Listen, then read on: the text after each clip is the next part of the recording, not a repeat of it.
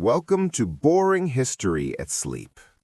Before we go deep into the full story tonight, I want to give you 4 minutes that hold the entire shape of ancient Greece, from the very first settlers on a rocky peninsula to the moment one young Macedonian king stood at the edge of the known world and wept because there was nothing left to conquer.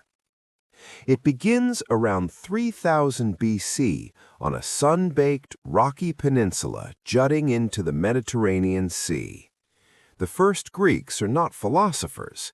They are farmers and sailors, scratching a living from thin soil, trading obsidian and pottery across island chains. The Minoans on the island of Crete build the first great palace civilization of the Aegean, Knossos, with its labyrinthine corridors and brilliant frescoes. Then the Mycenaeans on the mainland rise, trade, and fight, and one of their wars against the city of Troy across the Aegean becomes the most famous story in Western literature. Then everything collapses.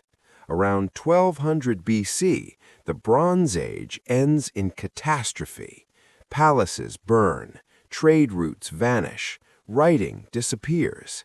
The Greek Dark Ages swallow 3 centuries. And then, slowly, something new grows from the ashes. The polis, the city-state, the most creative political invention in human history. Athens and Sparta emerge as rival visions of what human society can be. Athens invents democracy, philosophy, tragedy, comedy, and the Parthenon. Sparta invents the perfect soldier and a society organized entirely around producing him. The Persian Empire, the largest empire the world had yet seen, invades Greece twice and is turned back both times. At Marathon, at Thermopylae, at Salamis, at Plataea, the Greeks fight battles so extraordinary that we still name things after them. The victory over Persia launches Athens into its golden age, 50 years of such brilliant cultural production that Western civilization is still living off the interest. Then the Greeks destroy themselves. Athens and Sparta fight the Peloponnesian War for 27 years. Athens loses. The city-states exhaust each other, and into the vacuum steps a man from the semi-barbaric north, Philip of Macedon, who unifies Greece by force. His son, Alexander, 20 years old, inherits the world's finest army and the most ambitious mind in history.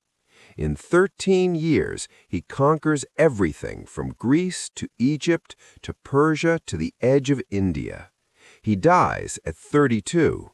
His empire immediately falls apart, but the world he made, Greek-speaking, Greek-thinking, Greek-dreaming, lasts for centuries. That world is the foundation of everything you and I have inherited. Tonight, we tell the whole story. Let us begin. To understand ancient Greece, you must first understand its geography, because the land itself shaped everything. The Greek peninsula is one of the most geographically fragmented places on Earth. Mountains cover 3/4 of the mainland, cutting it into isolated valleys and coastal plains. There is almost no flat agricultural land. The rivers are small and seasonal. The soil is thin, rocky, and poor. What Greece has in abundance is coastline. The peninsula is so deeply cut by bays, inlets, and peninsulas that almost nowhere in mainland Greece is more than 100 kilometers from the sea. Add the hundreds of islands scattered across the Aegean, the Cyclades, the Dodecanese, Crete, Lesbos, Chios, Samos, and you have a world where the sea is not a barrier, but a highway. Greek civilization was always a maritime civilization.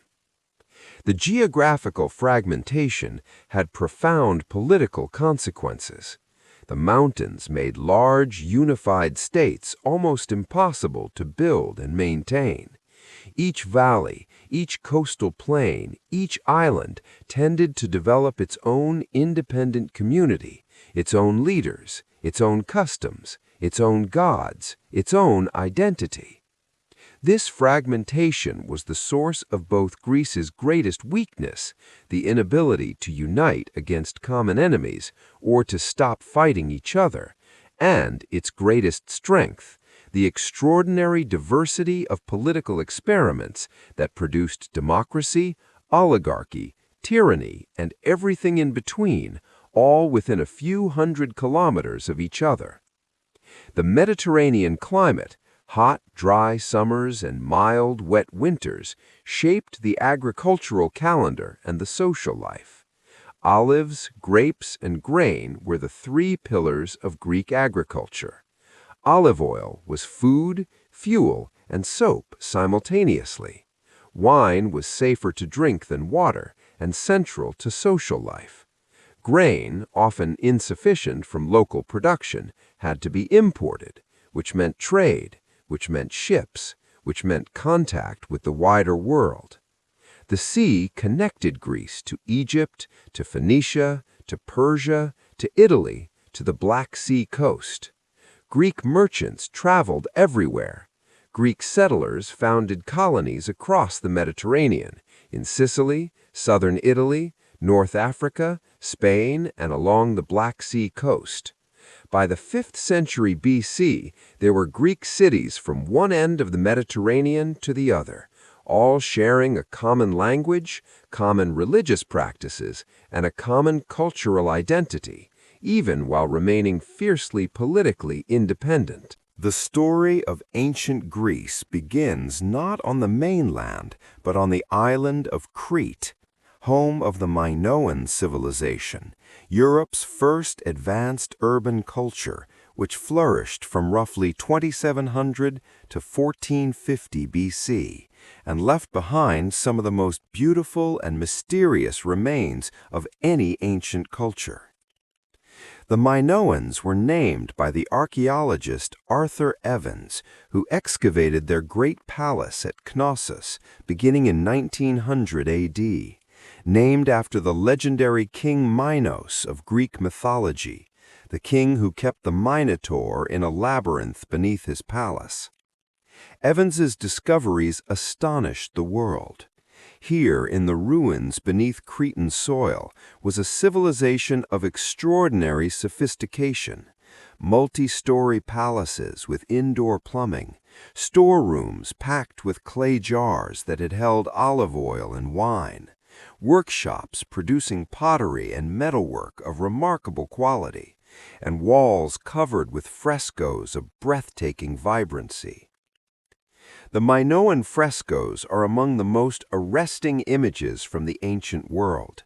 They show dolphins leaping through blue water, young men and women grasping the horns of charging bulls and vaulting over their backs, women in elaborate flounced skirts with exposed breasts gathering saffron crocus flowers, a blue-painted monkey in a garden. These images convey a world of extraordinary vitality and sophistication, a society that valued beauty, athletics, and the natural world in ways that feel surprisingly modern. The Minoans were traders above all.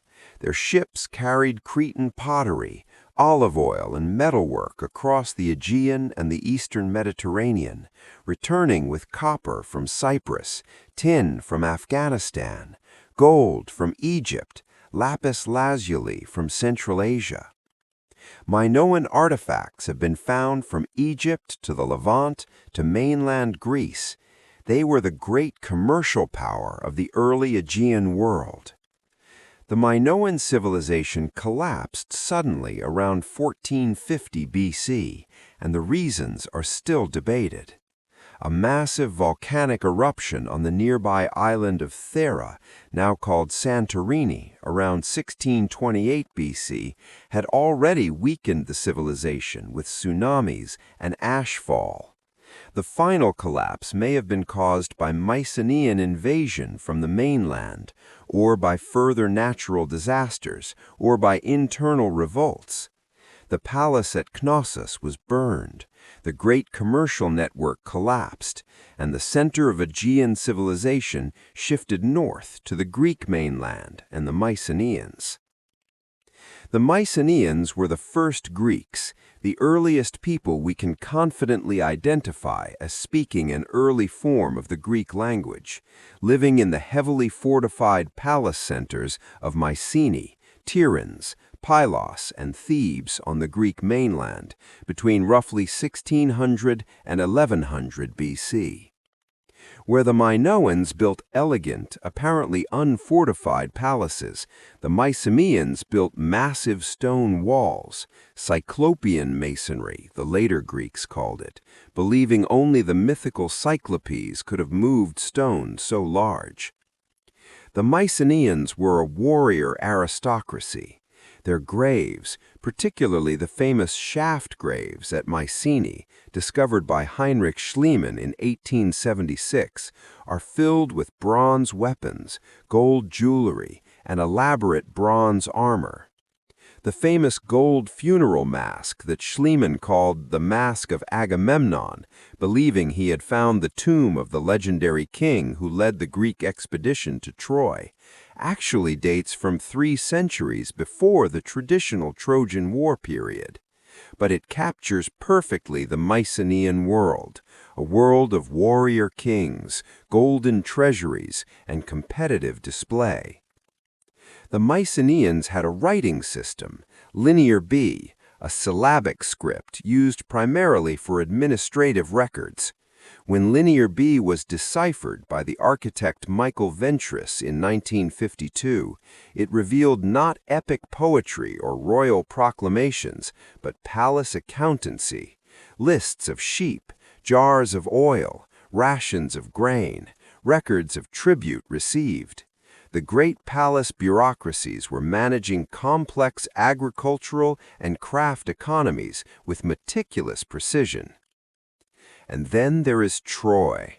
The Trojan War, the great Greek expedition to recover Helen, wife of the Spartan king Menelaus, from the Trojan prince Paris, who had either seduced or abducted her, depending on whose version you believed, occupies a central place in Greek cultural memory. Homer's Iliad, composed in something close to its final form in the 8th century BC, tells a portion of the story, the rage of Achilles during the 10th year of the war. The Odyssey tells the story of Odysseus's 10-year journey home afterward. Was Troy real? Modern archaeology says almost certainly yes. The site of Hisarlik in northwestern Turkey, excavated since the 19th century, shows a sequence of ancient cities built one on top of another.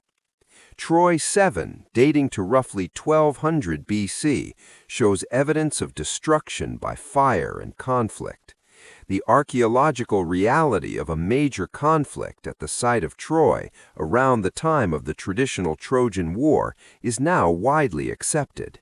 Whether it was fought over a stolen queen or over control of the Dardanelles trade route or something else entirely, the conflict happened, and the stories it generated changed literature forever. Around 1200 BC, the Bronze Age world of the Eastern Mediterranean collapsed.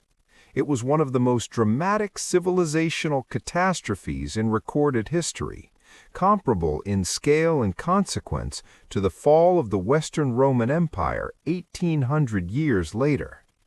Within a few decades, the Mycenaean palace centers were destroyed and abandoned. The Hittite Empire in Anatolia collapsed. The great Canaanite trading cities were burned. Egypt survived, but was permanently weakened. The interconnected Bronze Age trading world that had sustained these civilizations dissolved. The causes are still debated: drought, famine, internal revolts, the mysterious sea peoples who appear in Egyptian records as invaders from the sea, or some combination of all of these. Modern research increasingly points to a cascade effect. Climate change caused droughts, droughts caused famines, famines caused political instability, instability caused the breakdown of trading networks, the breakdown of trading networks cut off supplies of tin needed to make bronze, and the whole elaborate Bronze Age system collapsed like a house of cards.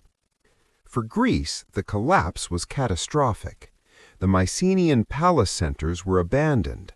The linear B writing system disappeared. There was no one left who needed it, and apparently no one left who could teach it. Population levels crashed. Some estimates suggest Greece lost 70 to 80% of its population.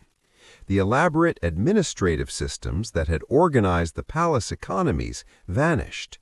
Long-distance trade contracted to almost nothing. The Greek Dark Ages lasted from roughly 1100 to 800 BC, 3 centuries of reduced population, simpler material culture, and almost no written records. It is called dark not because it was necessarily miserable for those who lived through it, but because we can see so little of it. The archaeological record thins dramatically. The elaborate art of the Mycenaean period is replaced by simple geometric pottery. Iron replaces bronze, partly because iron ore is more widely available than the tin and copper needed for bronze. But the Dark Ages were not simply a period of loss. Something was being prepared in the darkness. The Greek language was being standardized across the mainland and the islands. The epic oral tradition, the stories of Achilles and Odysseus, of Agamemnon and Helen, of the gods and heroes, was being composed, refined, and passed down by generations of bards. The Greek alphabet, borrowed and adapted from the Phoenician script, was being developed, and the polis, the city-state, was beginning to take shape. By 800 BC, Greece was ready to emerge from the shadows into one of the most creative periods in human history. Somewhere in the 8th century BC, the precise date and even the precise existence of the individual are debated.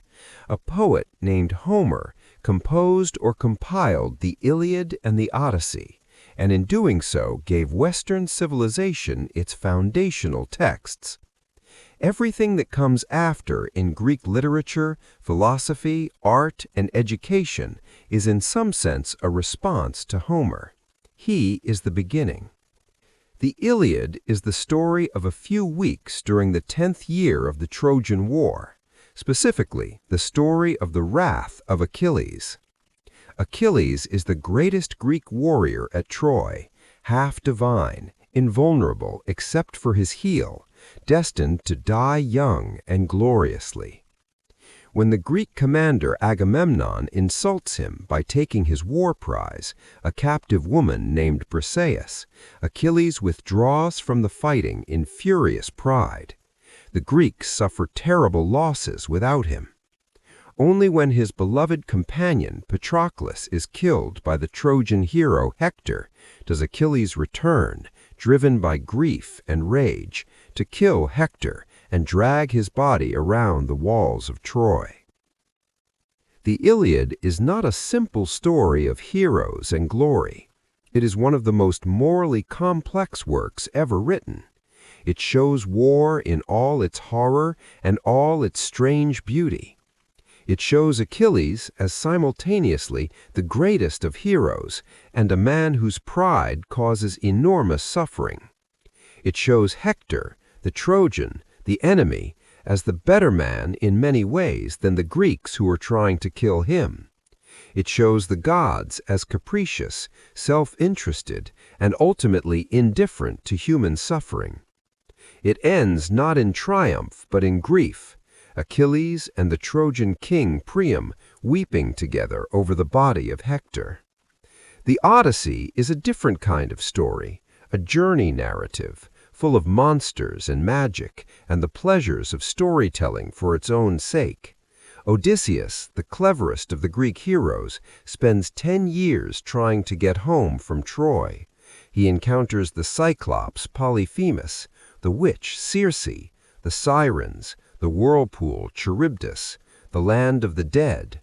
He is kept for 7 years by the nymph Calypso. He arrives home disguised as a beggar to find his palace full of suitors competing for his wife Penelope's hand. He kills them all with his bow and reclaims his kingdom. Homer's poems were memorized, recited, and quoted throughout the ancient world. Greek education was essentially Homeric education. Boys learned to read from Homer, learned their values from Homer, understood what courage and honor and grief meant from Homer.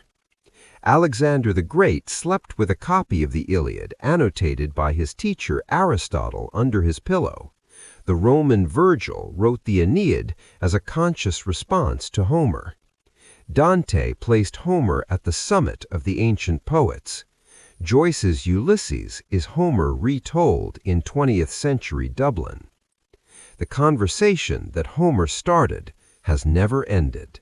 The polis, the city-state, is the defining institution of ancient Greek civilization and one of the most important political inventions in human history. It was small, self-governing, intensely local, and extraordinarily productive of culture, philosophy, and political experimentation. Nothing quite like it had existed before, and nothing quite like it has existed since. A polis was a community of citizens, free adult males in most cases, sharing a defined territory, a common set of gods, and a common set of laws. The physical center was typically an acropolis, a fortified hilltop, and an agora, a public space used for markets, assemblies, and informal social life. The polis was not just a political unit. It was a religious community, an economic unit, a social world. A Greek's identity was defined by his polis, not I am Greek, but I am Athenian, or I am Spartan, or I am Corinthian. The scale was tiny by modern standards. Athens at its height had perhaps 300,000 people, citizens, their families, resident foreigners, and slaves, in its territory of Attica. Sparta controlled the larger territory of Laconia and Messenia, but had perhaps only 10,000 full Spartan citizens. Most polis were much smaller, a few thousand people at most. The philosopher Aristotle, thinking about the ideal size of a polis, suggested that the citizens should all be able to hear a single herald's voice in an assembly. The polis was small enough that politics was genuinely personal. There were eventually hundreds of polis scattered across the Greek world, on the mainland, on the islands, and in the colonies around the Mediterranean. They shared a language, shared religious festivals like the Olympic Games and the Pythian Games at Delphi, shared the pan-Hellenic sanctuaries at Delphi and Olympia, where all Greeks, regardless of polis, could come as equals. But they were fiercely independent and spent enormous energy fighting each other. The political variety within the polis system was extraordinary. Athens developed democracy, rule by the people. Sparta maintained a unique dual kingship combined with an oligarchic council. Corinth was ruled by tyrants, not necessarily cruel rulers, but single individuals who had seized power outside the normal constitutional framework. Other cities experimented with oligarchies of the wealthy, timocracies based on property ownership, and aristocracies of birth. The Greek world was a vast laboratory of political experimentation, and the results of those experiments are still shaping our political world today. Sparta is one of the most fascinating and disturbing societies in human history, a city that deliberately organized every aspect of human life around the production of the perfect soldier, and which succeeded so completely that the word Spartan has entered every European language as a synonym for austere, disciplined, and militaristic. The Spartan system, called the agoge, began at birth. Newborn babies were examined by elders. Those judged weak or deformed were taken to the slopes of Mount Taygetos and left to die or to be found by Helot slaves. Boys who passed inspection stayed with their mothers until the age of 7, when they were taken from their families and placed in communal barracks. For the next 13 years, they lived, trained, slept, and ate together, learning to fight, to endure pain and hunger, to steal food without being caught, to navigate at night. They were deliberately kept hungry to teach resourcefulness. They were beaten, not as punishment, but as training. At 20, a Spartan male became a full warrior and joined a mess group, a sicilian, of 15 men who ate, trained, and fought together for the rest of their lives. Even after marriage, Spartan men lived primarily in the barracks rather than with their wives. A Spartan warrior who flinched in battle, who threw away his shield to run faster, who returned from a lost battle alive when he could have died fighting, was shamed for life. His family shared the shame. The Spartan mother's famous instruction to her son as he left for war: "Come back with your shield, or on it." The foundation of the entire Spartan system were the Helots, the enslaved population of Laconia and Messenia, who did all the agricultural work that fed Sparta, freeing Spartan citizens for permanent military training. The Helots outnumbered the Spartans by perhaps 7-to-1, a ratio that terrified the Spartans and drove their obsessive militarism. Every year, the Spartans formally declared war on the Helots, allowing the killing of Helots without religious pollution. Young Spartan warriors were sent out at night to kill Helots who seemed too strong, too intelligent, or too bold. It was state-sponsored terror, institutionalized to maintain dominance over a subjugated majority. Spartan women had more freedom than women in most Greek polis because a society where all men were in the barracks needed women who could manage property, run households, and raise children effectively. Spartan women exercised, competed athletically, and were educated to a degree unusual in the ancient world. They were also expected to produce Spartan warriors and to accept the loss of their sons with Spartan stoicism. The stories of Spartan women's fierce pride in their warriors are among the most striking in ancient literature. The 300 Spartans who died at Thermopylae under King Leonidas in 480 BC, holding the mountain pass against the Persian army of Xerxes to allow the Greek forces to withdraw, were not exceptional Spartans, they were Spartans. Every Spartan warrior was trained from birth to die exactly that way, in exactly that place, without flinching. The memorial inscription at Thermopylae: "Go, tell the Spartans, stranger passing by, that here, obedient to their laws, we lie." If Sparta represents one answer to the question of how a polis should organize itself, total militarism, total discipline, total sacrifice of the individual to the state, Athens represents an almost opposite answer: open debate, individual freedom, the cultivation of the mind, and the revolutionary idea that ordinary citizens could govern themselves.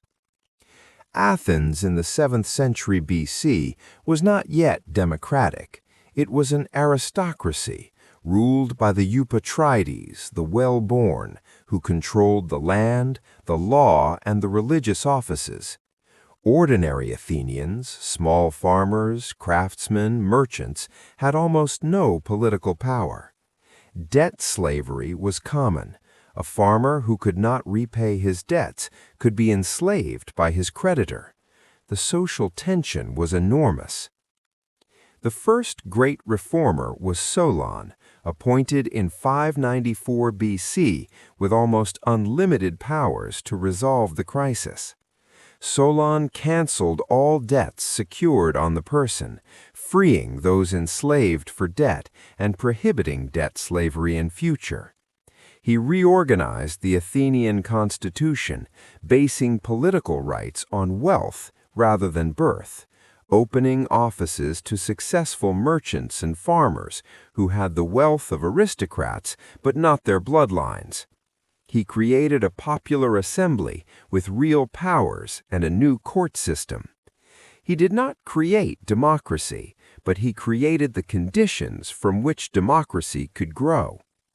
In 490 BC, the most powerful empire in the world invaded Greece and was turned back by a smaller force at a beach northeast of Athens called Marathon.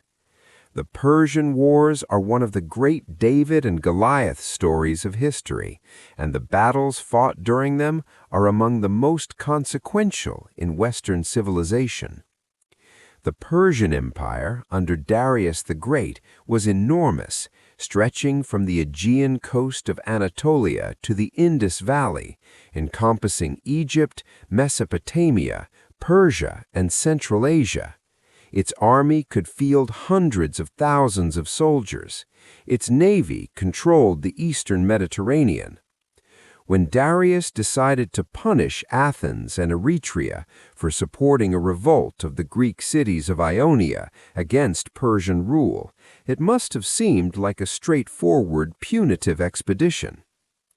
The Persian force that landed at Marathon in 490 BC numbered perhaps 25,000 men. The Athenian army numbered perhaps 10,000, with a small contingent from the city of Plataea.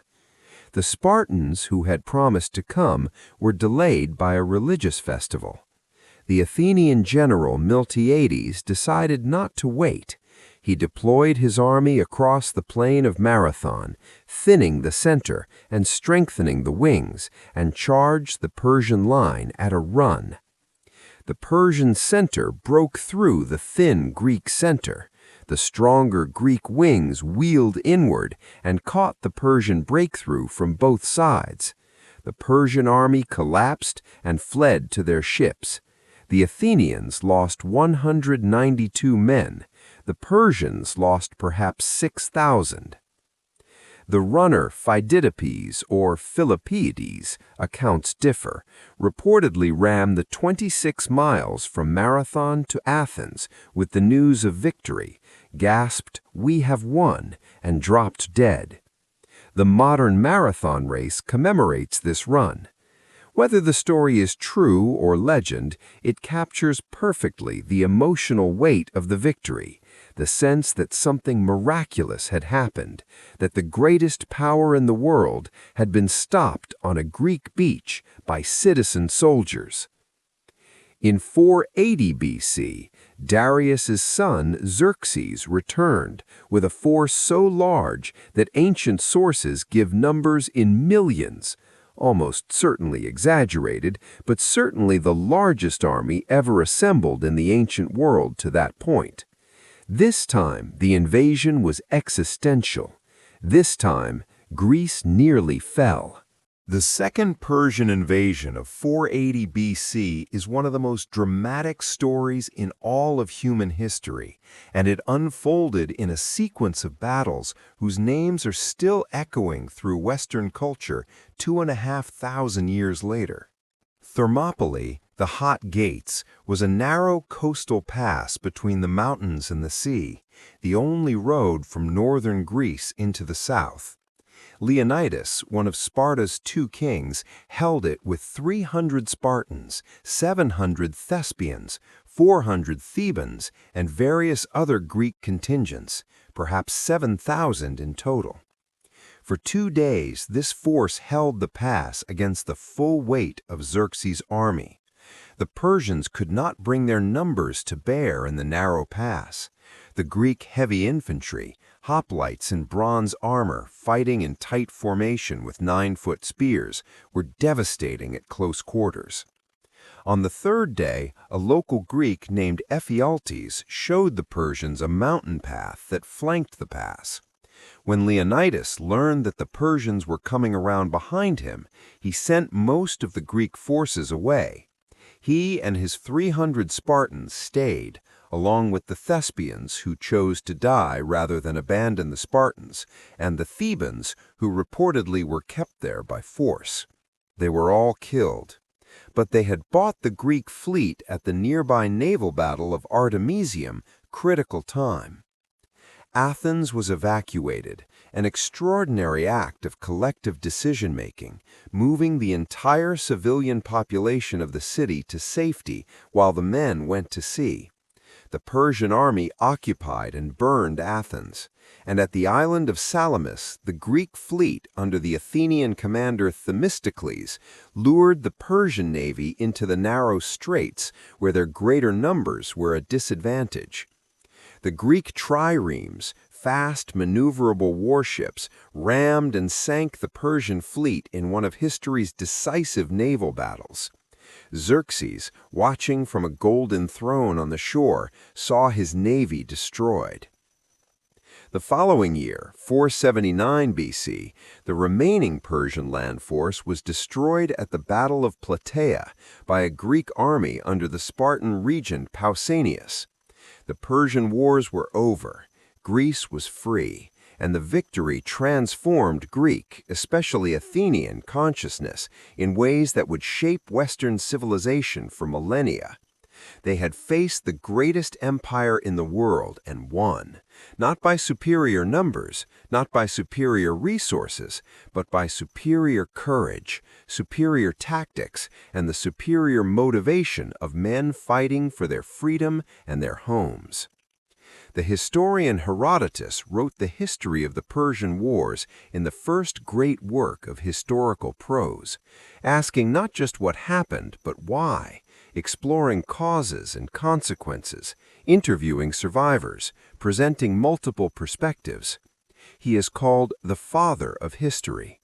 His contemporary, Thucydides, writing the history of the Peloponnesian War a generation later with even more rigorous attention to evidence and causation, is called the father of scientific history. Both came from this crucible of the Persian Wars and its aftermath. The decades following the Persian Wars were the most extraordinary period of cultural production in human history, the Athenian Golden Age, centered on the 40-year dominance of the statesman Pericles, who ruled Athens not as a tyrant, but as the most consistently elected general and most persuasive speaker in the democratic assembly. Pericles was the son of a general who had fought at Marathon, educated by the philosopher Anaxagoras, and connected by birth and marriage to the leading families of Athens. He dominated Athenian politics from the 460s until his death in 429 BC, winning elections year after year through the force of his oratory, the clarity of his vision, and his genuine ability to articulate what Athens was and what it could become. His greatest physical achievement was the Acropolis building program. After the Persian Wars, the Acropolis of Athens, the great rocky hill at the center of the city, had been left in ruins, the burned temples a memorial to Persian destruction. Pericles proposed using the tribute money paid by Athens's allies in the Delian League to rebuild it in a glory that would surpass anything that had been destroyed. The result was the Parthenon, the temple of Athena Parthenos, the virgin goddess who protected Athens, completed in 438 BC. The Parthenon is one of the most perfect buildings ever constructed. Its architect, Iktinos, and the sculptor Phidias, who designed its decorative program, used a series of subtle optical corrections. The columns are not perfectly straight but slightly curved. The platform is not flat but slightly convex. The columns lean slightly inward to counteract the optical illusions that make perfectly straight lines look curved or slanting. The result is a building that appears more perfect to the human eye than any building built with perfectly straight lines would. It stood intact for over 2,000 years before a Venetian mortar shell hit the Ottoman powder magazines stored inside it in 1687. Pericles also articulated the ideological meaning of Athens in his funeral oration, delivered over the Athenian dead of the first year. One of ancient Greece's most extraordinary gifts to human civilization is theater, the idea of standing before an audience and performing a story in character with all the emotional power of music, movement, costume, and spoken language combined. Drama was born in Athens in the 6th century BC, and within 100 years it had produced works of such power that they are still performed on stages around the world 2,500 years later. Theater grew from religious ritual, specifically from the dithyramb, a choral hymn sung and danced in honor of the god Dionysus at the city Dionysia festival. Tradition credits a poet named Thespis, from whose name we get the word thespian, with the innovation of separating a single performer from the chorus to speak in dialogue with it. This single actor, wearing a mask and speaking as a character rather than as himself, was the birth of drama. Aeschylus added a second actor, making real dialogue between characters possible. He wrote 90 plays, of which 7 survive, including the Oresteia, the only complete ancient trilogy, following the house of Agamemnon through murder, revenge, and the establishment of justice. Sophocles added a third actor, further complex plot possibilities. His plays Oedipus Rex, Antigone, and Electra are among the greatest works of dramatic literature ever written. Oedipus Rex, the story of a man who discovers he has unknowingly killed his father and married his mother, and who blinds himself when the truth is revealed, is so psychologically powerful that Sigmund Freud named one of his central concepts after it. Euripides was the most controversial of the 3 great tragedians. His characters were more psychologically realistic, his plots more disturbing, his questioning of traditional morality more open. His Medea, a woman who kills her own children to punish her faithless husband, and his Trojan women, showing the fate of the women of Troy after the Greek victory, are works of devastating emotional power. Aristophanes, the great comic playwright, mocked Euripides mercilessly. Posterity has been kinder.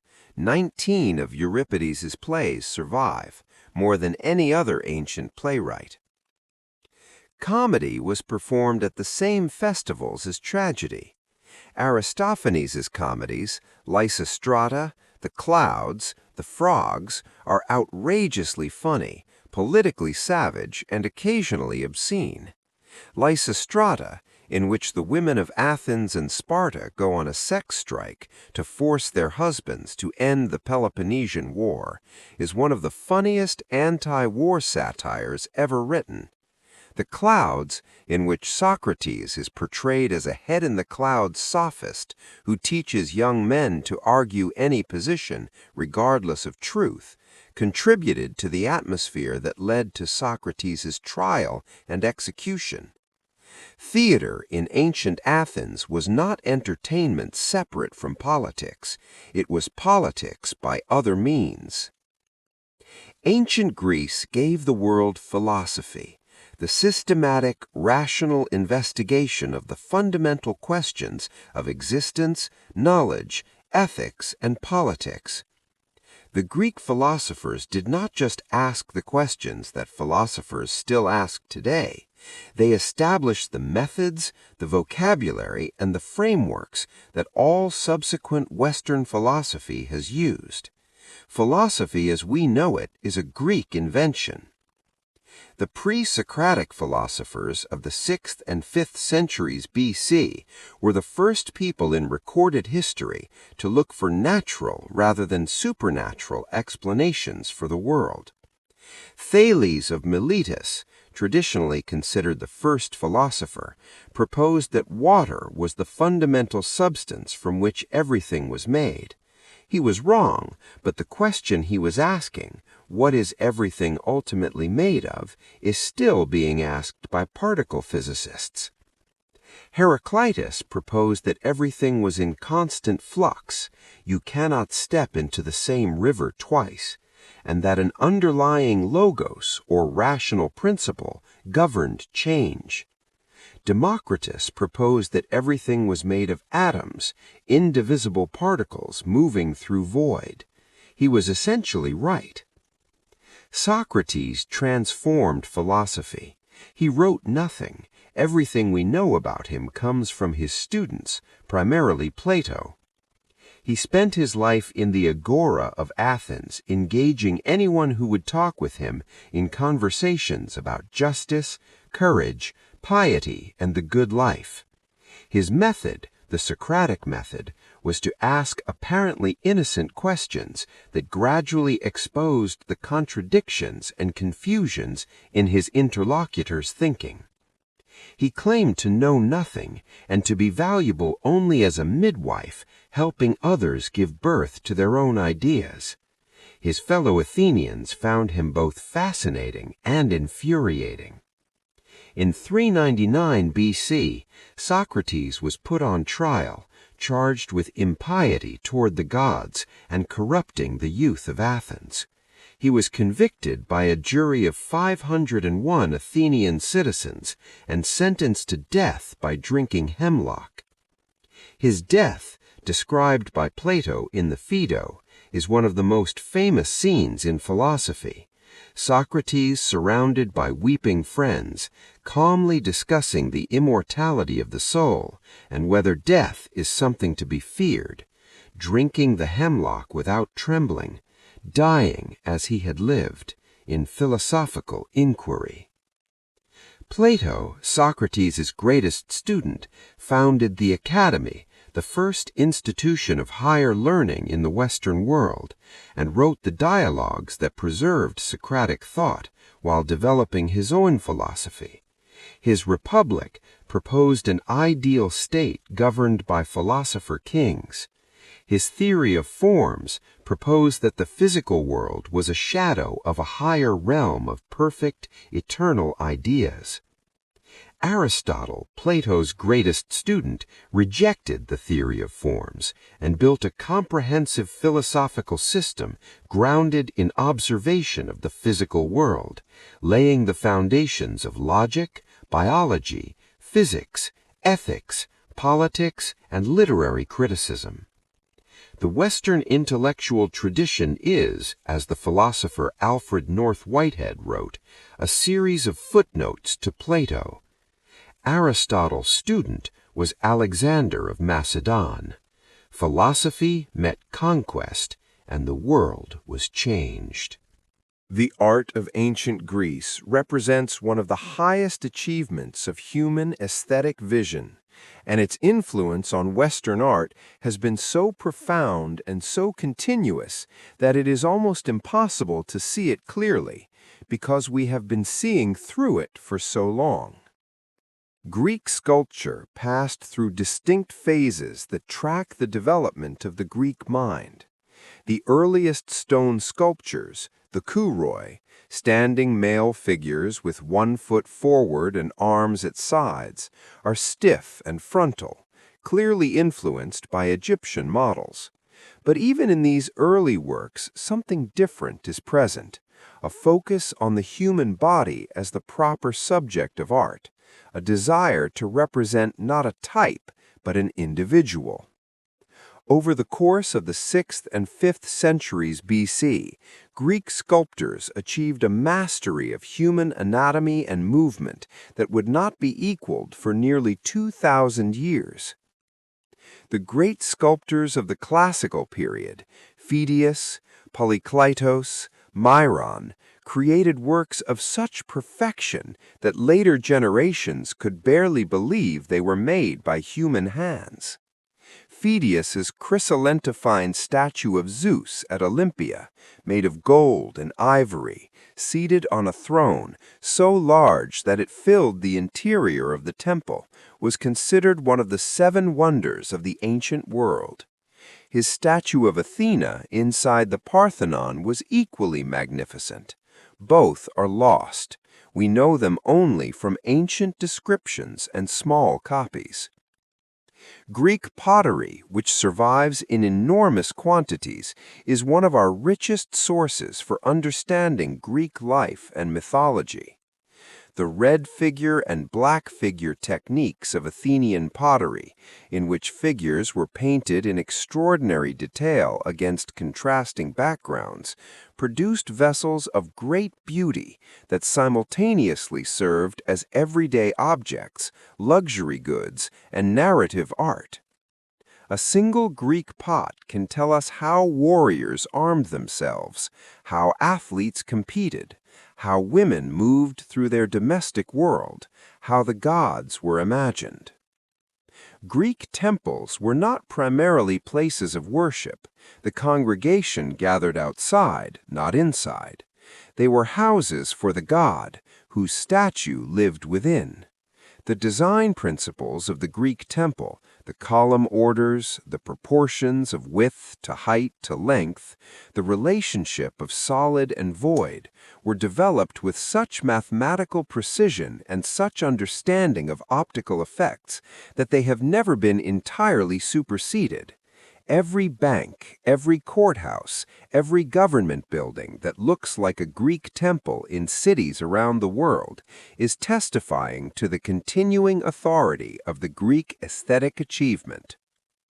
Ancient Greece gave the world not just philosophy and art, but science and mathematics, the systematic rational investigation of the natural world, and the development of mathematical tools for understanding it. The Greek scientific achievement is one of the foundations of the modern world.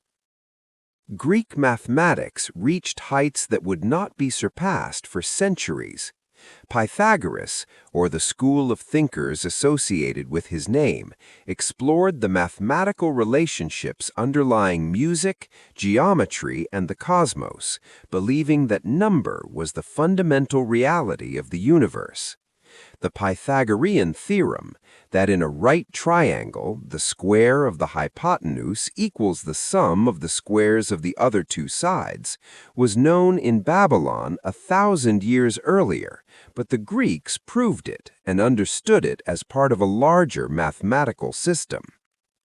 Euclid, working in Alexandria in the 3rd century BC, organized all of Greek geometry into the Elements, 13 books that presented geometry as a deductive system, building all theorems from a small number of axioms and postulates. The Elements was one of the most published books in history after the Bible, used as a mathematics textbook in schools until the 20th century. Archimedes, a generation later, developed methods for calculating areas and volumes that anticipated integral calculus by nearly 2,000 years.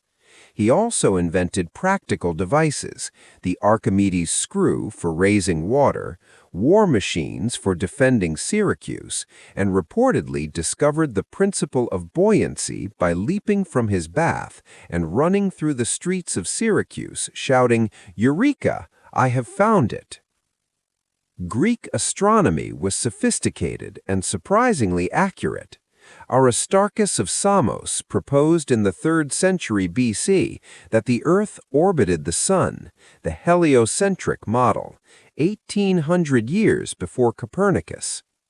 His contemporaries rejected the idea. If the Earth moved, shouldn't we feel it? Shouldn't the stars appear to shift as the Earth changed position?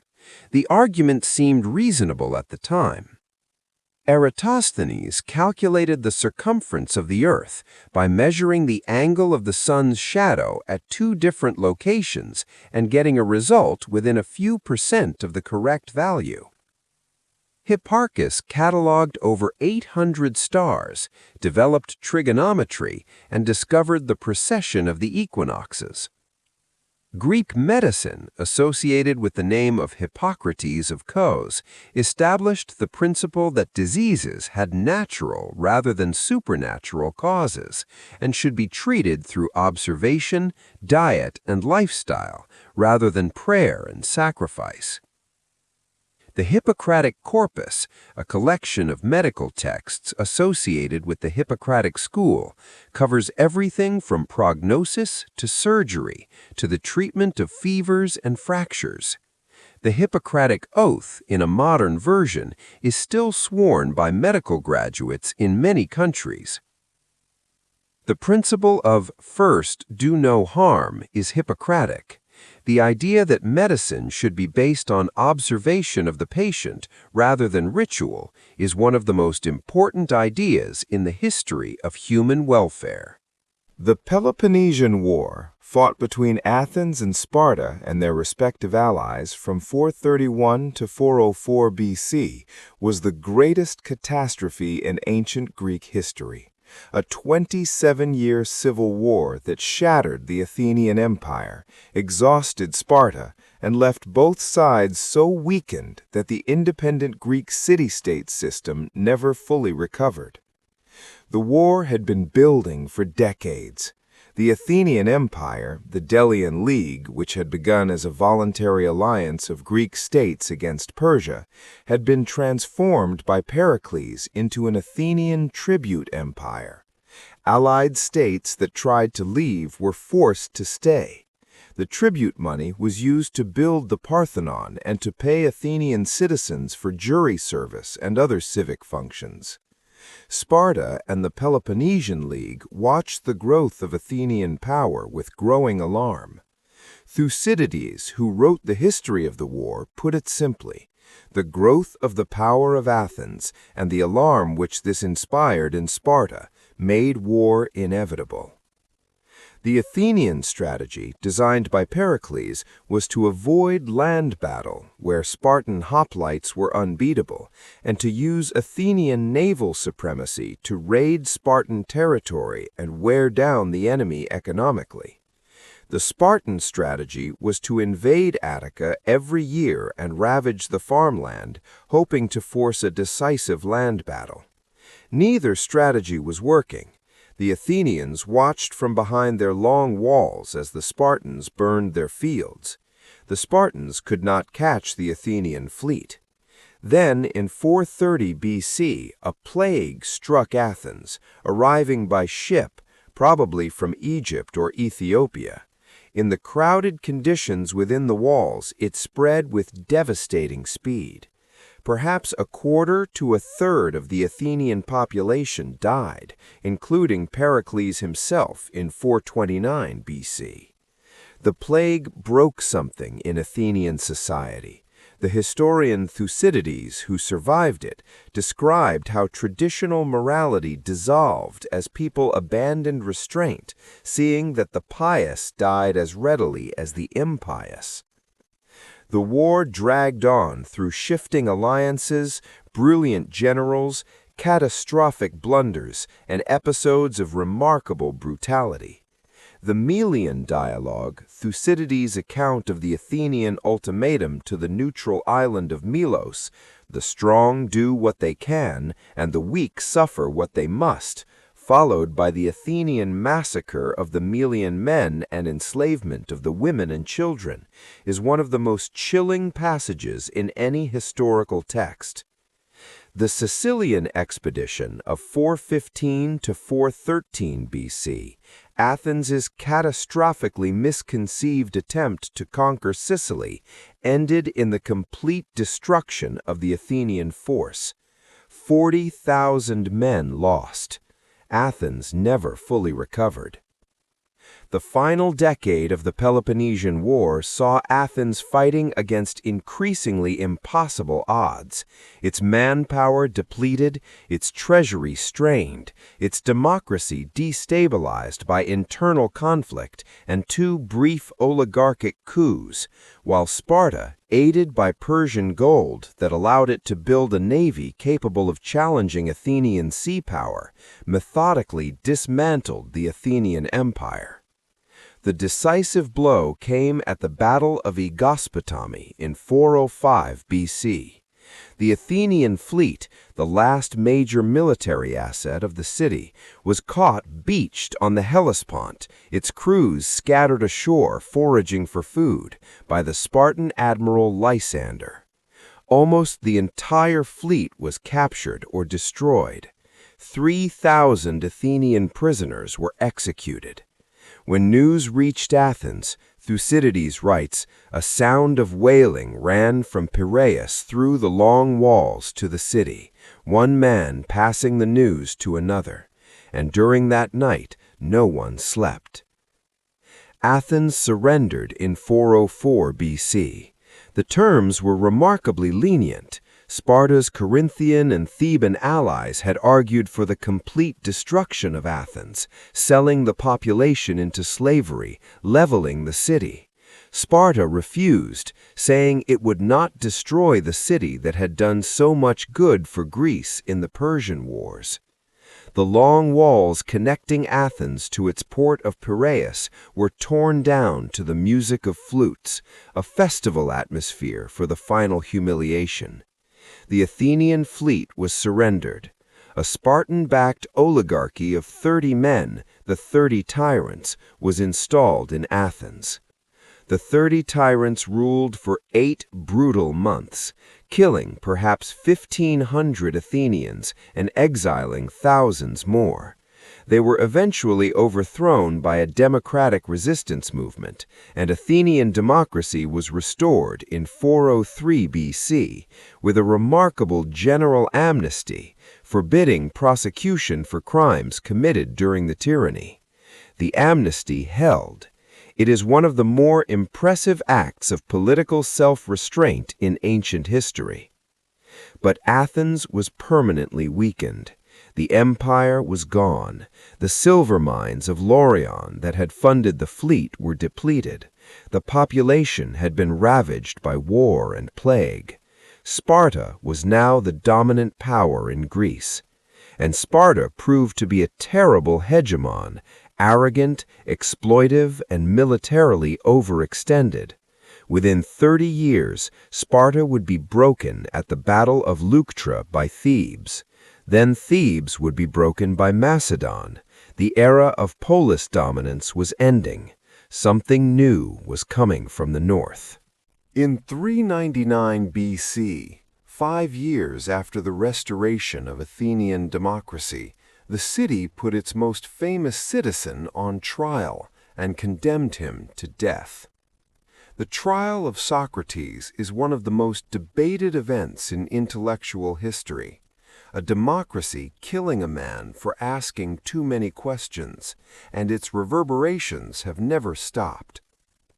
Socrates was 70 years old in 399 BC, ugly by all accounts, snub-nosed, bulging eyes, a potbelly, walking barefoot through Athens in the same cloak in all weathers. He had served as a soldier with distinction at several battles of the Peloponnesian War. He had refused to participate in the illegal arrest of an innocent man during the 30 Tyrants regime. He had spent decades in the agora of Athens, buttonholing politicians, poets, and craftsmen, and subjecting their beliefs to relentless questioning. He charged no fees. He taught nothing, he said. He only asked questions.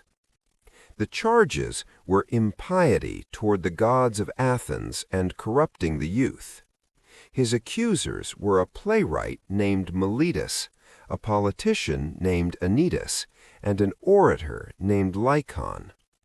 The real grievances were probably more complex.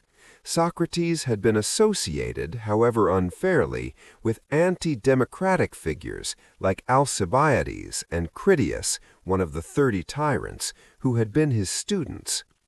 The restored democracy was jumpy, suspicious of intellectual elites, looking for scapegoats. At his trial, Socrates defended himself with characteristic philosophical directness, not apologizing, not begging for mercy, not claiming the charges were false on technical grounds, but arguing that his life of philosophical inquiry was a service to Athens, and that to stop it would be to disobey the god who had commanded him. He was convicted by a margin of 60 votes out of 501. When asked to propose an alternative punishment, he suggested, with what his accusers took as insulting irony, that the appropriate response to his lifetime of service to Athens would be free meals at the city's expense. He was sentenced to death. He spent his final weeks in prison, refusing the opportunity to escape that his friends arranged, arguing that to flee would be to break his lifelong commitment to the laws of Athens, even when those laws condemned him unjustly. He died drinking hemlock, surrounded by his friends, discussing philosophy.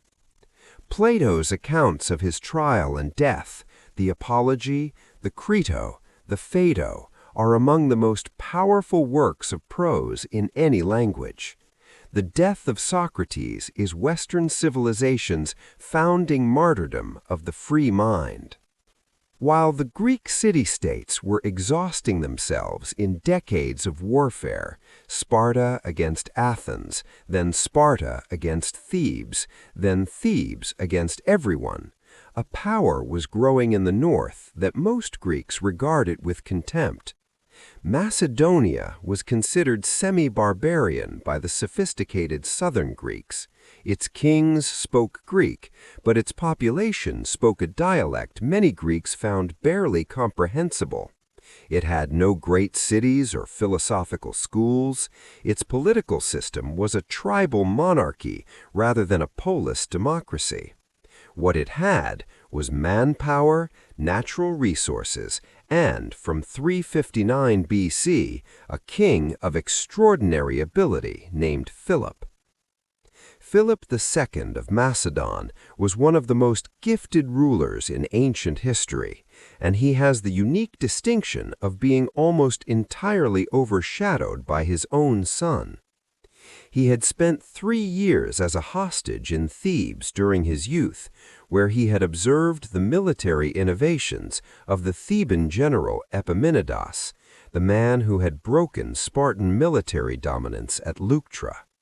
He returned to Macedonia, having absorbed everything Epaminondas knew about military organization, and he spent the next 20 years applying and extending those lessons. The Macedonian army Philip built was unlike anything previously seen in the Greek world. The core was the Macedonian phalanx, infantry armed not with the traditional 8-foot hoplite spear, but with the sarissa, an 18-foot pike that gave the front ranks of the phalanx an enormous reach advantage. A wall of sarissa points projecting from the formation in overlapping rows was almost impossible for conventional infantry to break. Philip combined this infantry with heavy cavalry, light infantry, siege engineers, and a sophisticated logistical system that could sustain campaigns far longer than the citizen soldier armies of the city-states. Philip used his army and his considerable diplomatic skill to systematically absorb the Greek world. He captured the gold mines of Thrace that funded his campaigns. He intervened in Greek affairs under various pretexts, making allies, bribing politicians, and fighting when necessary.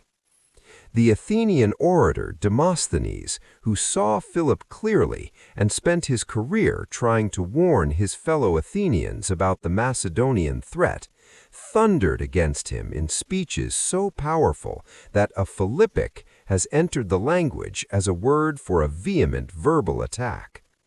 Demosthenes was right about the danger. He was unable to stop it. At the Battle of Chaeronea in 338 BC, Philip defeated a coalition of Athens and Thebes, the last serious resistance of the independent Greek polis. The 18-year-old Alexander commanded the Macedonian left-wing cavalry and broke the sacred band of Thebes, an elite unit of 150 pairs of male lovers who had sworn to die rather than retreat, and did exactly that. Every single one of the 300 men of the sacred band died at Chaeronea. Philip wept when he saw them lying dead together in formation. The independence of the Greek city-states was over. Alexander III of Macedon, Alexander the Great, was born in 356 BC, the son of Philip II and his principal wife Olympias, a fierce, passionate woman from Epirus, who told Alexander he was the son not of Philip, but of Zeus himself. Whether Alexander believed this or used it as a political tool, or both, the divine parentage claim shaped his entire life. His childhood and education were extraordinary. He was tutored from the age of 13 by Aristotle, the greatest mind of the ancient world, at the Grove of Mysa in Macedonia, where Aristotle taught him philosophy, medicine, science, rhetoric, and literature. Alexander's love of Homer was passionate and lifelong. He identified with Achilles, the greatest warrior, destined to die young and gloriously, with an intensity that was more than literary. He wanted to be Achilles. He wanted to surpass Achilles. The stories of Alexander's youth reveal the character of the man he would become. At 16, he governed Macedonia competently while his father was on campaign and crushed a tribal rebellion. He tamed the horse Bucephalus, a magnificent but unmanageable animal that had defeated every rider, by observing that the horse was frightened of its own shadow and turning it to face the sun, then mounting it in the moment of calm. Philip, watching, reportedly wept and said, "My son, Macedonia is too small for you. Seek a kingdom worthy of yourself." Philip was assassinated in 336 BC at the wedding celebration of his daughter, stabbed by a bodyguard whose motives are still debated. Alexander, 20 years old, moved with lightning speed to secure his throne, having rivals killed, presenting himself to the Macedonian army, receiving the loyalty of the Greek states. A rebellion of Greek cities, believing the young king would be weak, was crushed before it properly began. Alexander razed the city of Thebes to the ground as a warning, sparing only the temples and the house of the poet Pindar, and sold its 30,000 inhabitants into slavery. The message was received. Greece was quiet. In the spring of 334 BC, Alexander led an army of approximately 37,000 men across the Hellespont into Asia. Before setting out, he went to Troy, poured libations on the tomb of Achilles, ran naked around the tomb in the ancient manner of honoring the heroic dead, and declared that Achilles was fortunate to have had Homer to record his glory. He was 22 years old. He would not see Macedonia again. The Persian campaign opened with the Battle of the Granicus River in 334 BC, the first major engagement between Alexander's army and the Persian forces in Anatolia. Alexander nearly died in the battle, saved from a Persian cavalry sword by his companion Clytus the Black. He pushed on, liberating the Greek cities of the Anatolian coast from Persian control, presenting himself as the champion of Greek freedom. The decisive confrontation with the Persian Emperor Darius III came at the Battle of Issus in 333 BC, in a narrow coastal plain in what is now southern Turkey.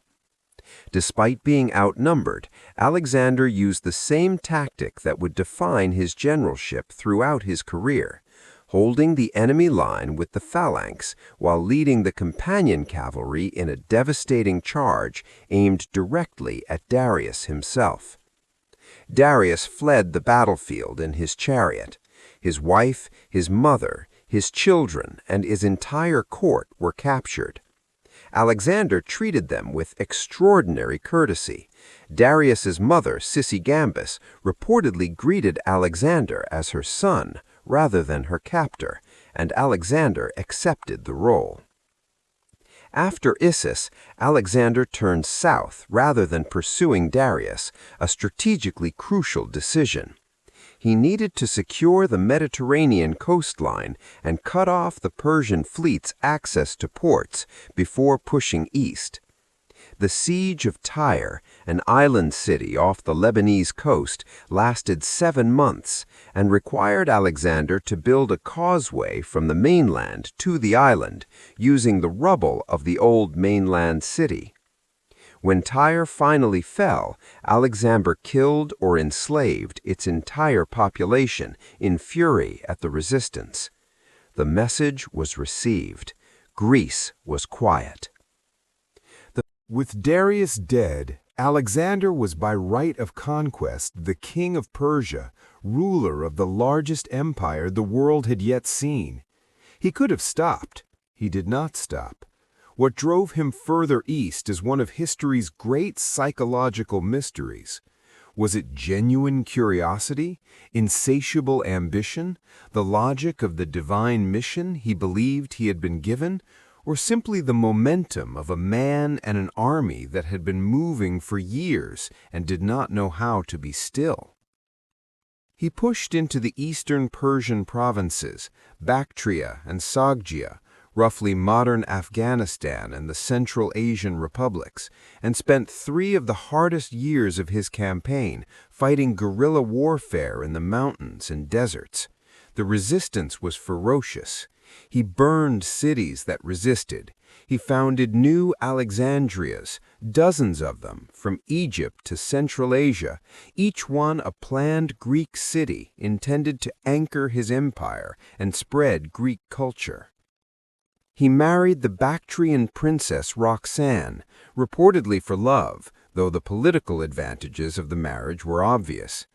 The campaign took a dark personal turn at Marakanda, modern Samarkand, in 328 BC. At a banquet, Alexander quarreled with Clitus the Black, the man who had saved his life at the Granicus, who drunkenly mocked Alexander's divine pretensions and his tendency to diminish Philip's achievements compared to his own. Alexander, also drunk, threw a javelin and killed Clitus on the spot. He was immediately overcome with grief and remorse, weeping for days, refusing food, and, according to some accounts, had to be physically prevented from killing himself. It was one of the most psychologically revealing moments of his life. Then India. In 326 BC, Alexander crossed the Hindu Kush Mountains and invaded the Punjab in what is now Pakistan. He won the Battle of the Hydaspes River against the Indian king Porus, his last great set-piece battle, fought against war elephants in torrential monsoon rain, and was so impressed by Porus's courage in defeat that he restored his kingdom and made him an ally. But at the Hyphasis River, the army stopped. The soldiers refused to go further. They had been marching and fighting for 8 years. They wanted to go home. Alexander, enraged and heartbroken, wept in his tent for 3 days. Then he gave the order to turn back. He was 29 years old. He had never lost a battle.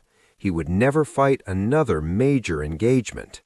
The journey home through the Gedrosian desert, a route Alexander insisted on taking, possibly to test himself or to demonstrate what his army could endure, killed thousands through heat, thirst, and starvation.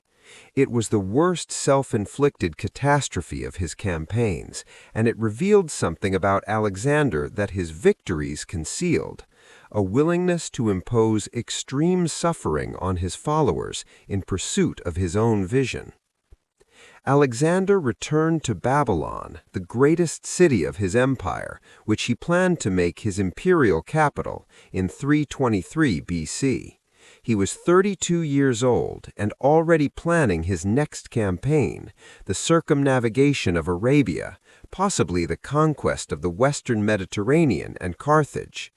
His energy was undiminished, his ambition was undiminished, his body was beginning to fail him. Years of extreme physical hardship, multiple serious wounds, including a nearly fatal arrow wound to his lung in India, and heavy drinking had taken their toll. In June 323 BC, after a prolonged drinking party at the house of his admiral Nearchus, Alexander developed a fever. Over the following 10 to 12 days, the fever worsened. His generals came to his bedside, and Alexander, no longer able to speak, could only indicate by a slight movement of his eyes that he recognized each of them. He died on June 10th or 11th, 323 BC. The cause of death is still debated by historians and medical researchers. The leading theories include typhoid fever, complicated by the lung wound from India, excessive alcohol consumption leading to liver failure, West Nile encephalitis, and, less likely but dramatically satisfying, deliberate poisoning. The poisoning theory has been entertained since antiquity, but lacks solid evidence. Whatever killed him, it killed him fast, at an age when most men are just beginning to enter their prime.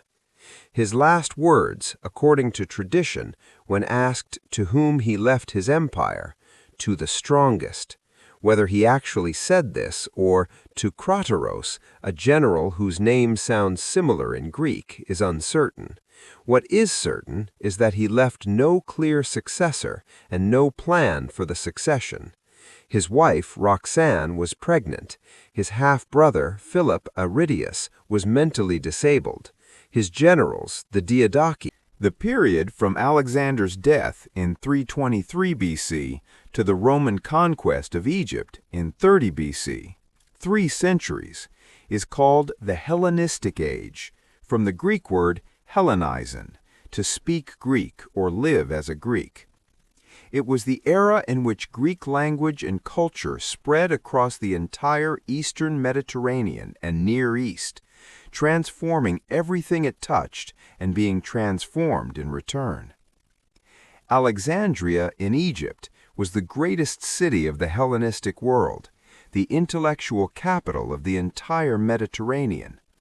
The Ptolemaic kings built the Library of Alexandria, the largest library in the ancient world, with a mission to collect every book written in every language.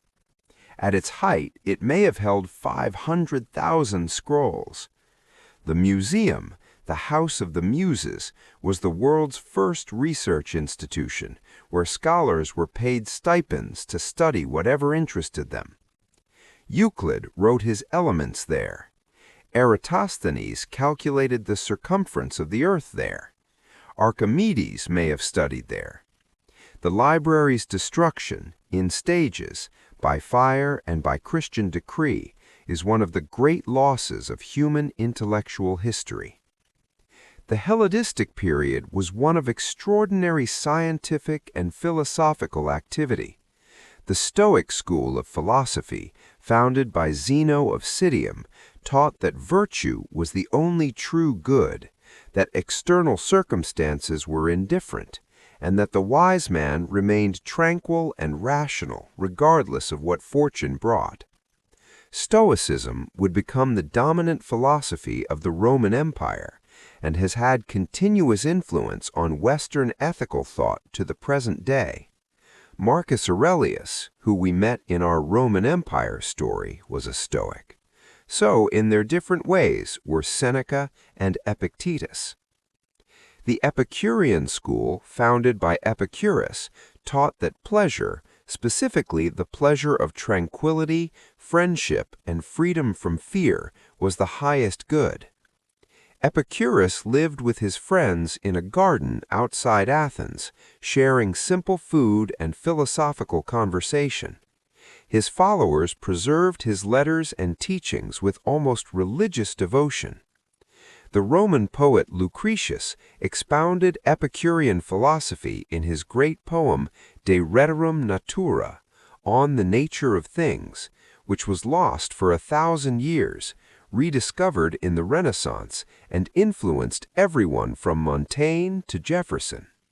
Greek became the common language, the koine, the shared tongue of the entire Eastern Mediterranean world. The Hebrew scriptures were translated into Greek in Alexandria, the Septuagint, making them accessible to the vast Jewish diaspora that had spread through the Hellenistic world. When the early Christians wrote their scriptures, they wrote in Greek. When Paul wrote his letters to the churches of Corinth and Rome and Ephesus, he wrote in Greek. The New Testament is a Hellenistic document.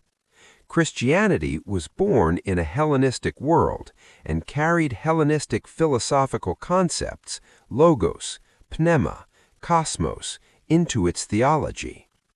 The relationship between Greek philosophy and Christian theology, worked out over centuries of argument, is one of the foundations of Western intellectual life. We have spoken much of Greek politics and culture and philosophy. Let us turn now to two things that unified all Greeks across all their political divisions: the Olympic Games and the Greek religion that gave those games their meaning. The Olympic Games were held every 4 years at Olympia in the western Peloponnese in honor of Zeus from 776 BC, the traditional date of the first Olympiad, until 393 AD, when the Christian emperor Theodosius I banned them as pagan. That is 1,169 years of continuous athletic competition. The modern Olympic Games, revived in 1896 by Pierre de Coubertin, have not yet reached their 130th anniversary.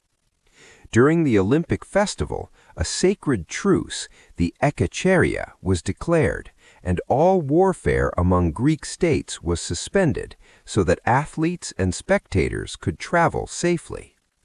Greeks from every polis, every colony, every corner of the Mediterranean world gathered at Olympia every 4 years to compete and to celebrate their shared Greekness. The events included foot racing, wrestling, boxing, the pankration, a brutal combination of wrestling and boxing with almost no rules, chariot racing, and the pentathlon. Women were not permitted to attend or compete, though they had their own festival, the Heraia, at the same site. Victory at Olympia was the highest honor available to a Greek athlete, more valuable than wealth, comparable in prestige to military glory. Olympic victors were celebrated by their home cities with triumphal processions, free meals for life, and, most permanently, odes composed by professional poets. Pindar's victory odes, celebrating winners at the Olympic, Pythian, Isthmian, and Nemean games, are some of the most beautiful poetry in any language, dense with mythological allusion and moral reflection on the nature of human excellence. Greek religion was polytheistic, a large and somewhat disorganized family of gods and goddesses who were immortal, enormously powerful, and not particularly moral by human standards. Zeus, king of the gods, was famously unfaithful to his wife Hera. Apollo, god of music, poetry, and prophecy, could be both healing and destructive. Ares, god of war, was generally disliked even by the other gods. Aphrodite, goddess of love, caused more trouble than almost anyone. The gods were not distant, abstract forces. They were present in the world, taking sides in human conflicts, falling in love with humans, competing with each other, intervening in battles and elections and romantic entanglements. The relationship between humans and gods in Greek religion was one of mutual dependence. The gods needed human worship and sacrifice, and humans needed divine favor and protection. The great pan-Hellenic sanctuaries, Olympia for Zeus, Delphi for Apollo, Delos for Apollo and Artemis, were places where this relationship was maintained through ritual and where all Greeks, regardless of polis, could participate.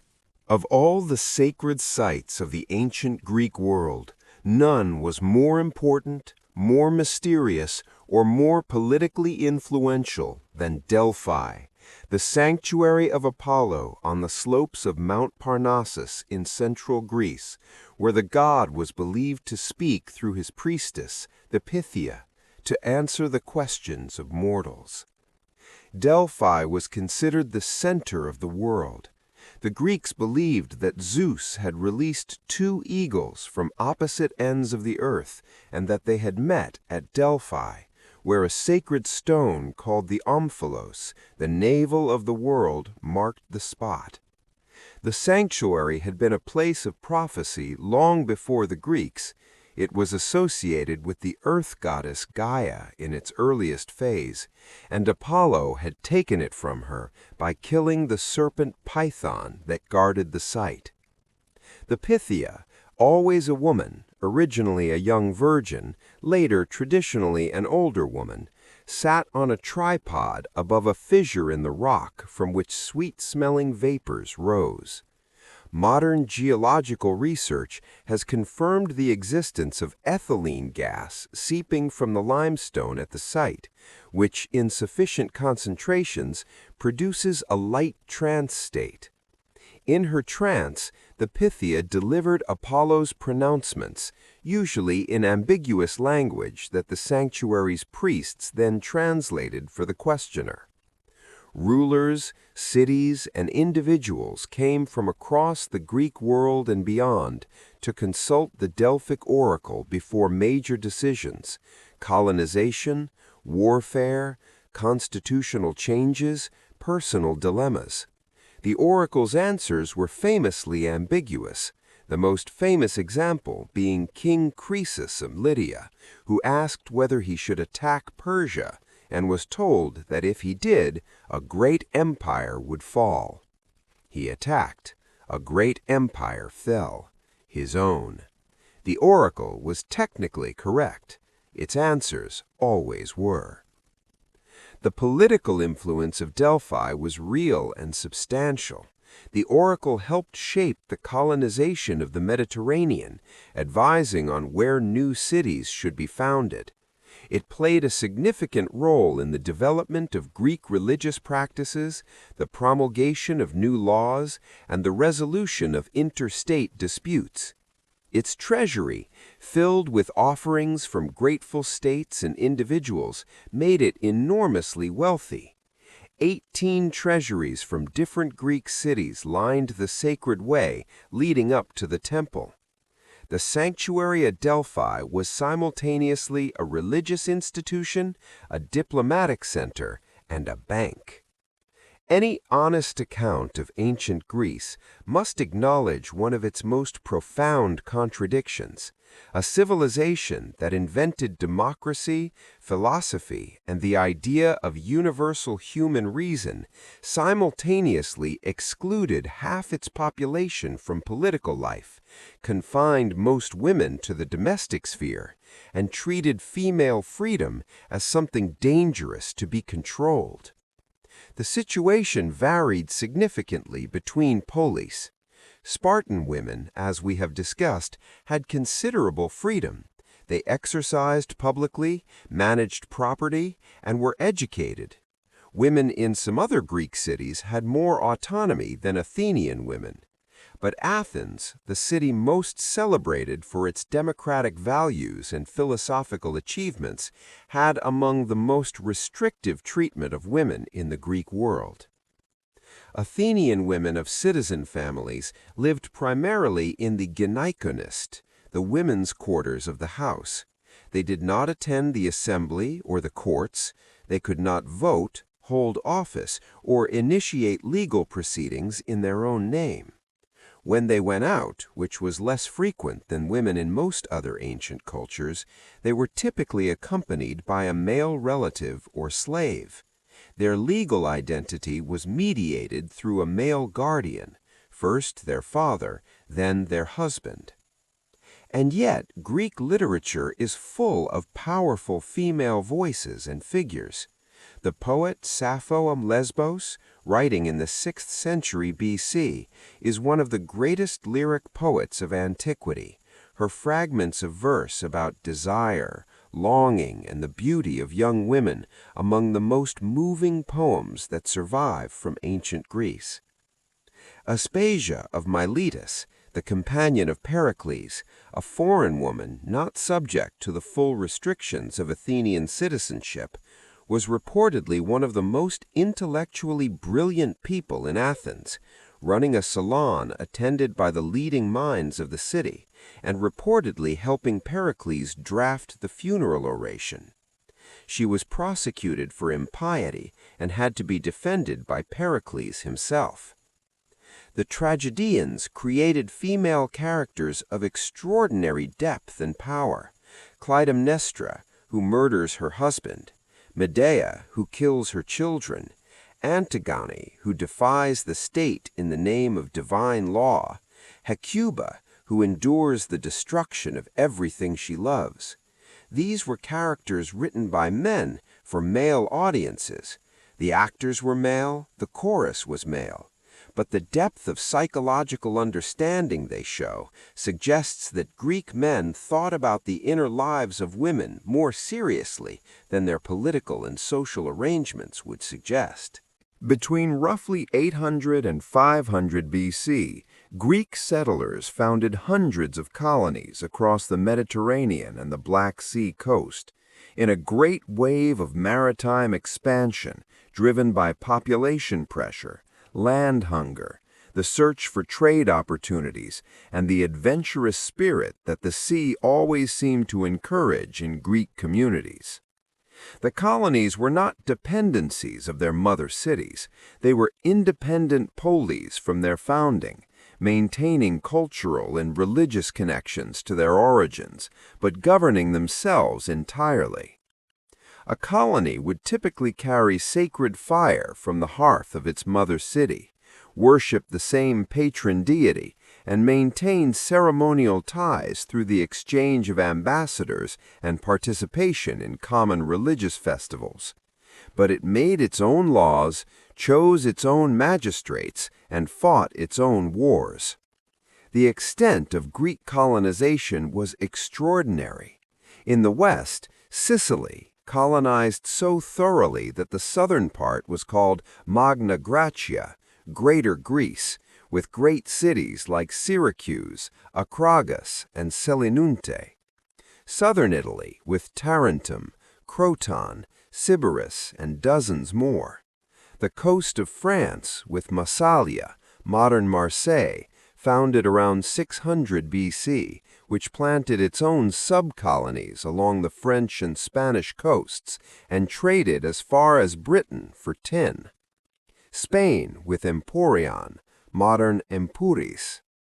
In the east and north, the shores of the Black Sea were ringed with Greek colonies, Byzantium at the entrance to the Bosphorus, Sinope and Trapezus on the southern shore, Olbia and Chersonesos on the northern shore. Greek merchants traded with the Scythian nomads of the Ukrainian steppe, exchanging wine and olive oil for grain and slaves, and the magnificent gold jewelry that Scythian aristocrats loved. The Black Sea grain trade was crucial to feeding Athens, one of the most strategically important trade routes of the ancient world. In North Africa, Cyrene in Libya became one of the wealthiest cities in the Greek world, famous for the silphium plant, a medicinal and culinary herb so valuable that it appears on Cyrenian coins and was eventually harvested to extinction. Naucratis in Egypt was a Greek trading post in the Nile Delta, authorized by the Egyptian pharaoh and flourishing as the point of commercial and cultural contact between Greece and Egypt. The colonies spread not just Greek people, but Greek culture, Greek language, Greek pottery, Greek architectural forms, Greek ideas about government and philosophy. They also brought back to Greece influences from the cultures they encountered: Egyptian religious imagery, Phoenician alphabetic writing, Lydian monetary practices, Persian artistic motifs. Greek civilization was never purely self-contained. It was always a conversation with the wider world. The 40 years after Alexander's death in 323 BC are called the Wars of the Diadochi, the Wars of the Successors, and they are among the most complex and violent periods of ancient history, a multi-sided struggle among Alexander's generals for control of the empire he had built. By the time the dust settled, the Hellenistic world had taken its final shape: 3 main successor kingdoms and a scattering of smaller states. Ptolemy, Alexander's general and possibly his half-brother, certainly one of his closest companions, moved immediately to secure Egypt. He acquired Alexander's body while it was being transported back to Macedonia and had it buried first at Memphis, then at Alexandria in a magnificent golden tomb that became one of the wonders of the ancient world. The possession of Alexander's body was a powerful political statement. Ptolemy founded a dynasty that would rule Egypt for nearly 3 centuries, ending only with the death of Cleopatra VII in 30 BC, the most famous ruler of the line, though by blood she was Macedonian, not Egyptian, and by culture she was Greek. Seleucus, who had been Alexander's silver shield commander, eventually controlled the largest successor state, the Seleucid Empire, stretching from Syria and Mesopotamia through Persia to the borders of India. He was perhaps the most energetic city founder after Alexander himself, establishing dozens of new cities across his vast territories, including Antioch on the Orontes, which became one of the great cities of the ancient world, and the 3rd most important city of the Roman Empire after Rome and Alexandria.